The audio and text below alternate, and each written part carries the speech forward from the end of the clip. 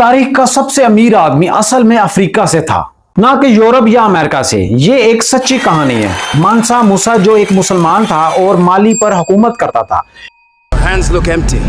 Here, have some gold. It's all yours. اس کے پاس دنیا کے آدھے سونے کا کنٹرول تھا۔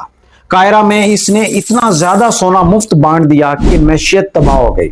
سونا اتنا عام ہو گیا کہ اس کی قیمت گر گئی۔ جب وہ حج کے لیے مکہ گیا تو اپنے ساتھ 60,000 لوگ لے گیا۔ مالی میں اس نے 400 مساجد اور سینکڑوں سکول بنائے۔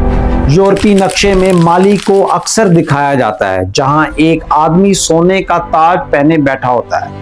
مانسا موسا مرنے کے بعد سلطنت زوال پذیر ہو گئی، لیکن یہ حقیقت آج بھی درست ہے کہ تاریخ کا سب سے امیر آدمی افریقہ سے تھا۔ آج بھی افریقہ کے پاس دنیا کے 30% معدن ہیں اور دنیا کی سب سے کم عمر آبادی بھی وہیں رہتی ہے۔ اگر افریقہ نے یہ پہلے کیا تھا تو یہ دوبارہ بھی کر سکتا ہے۔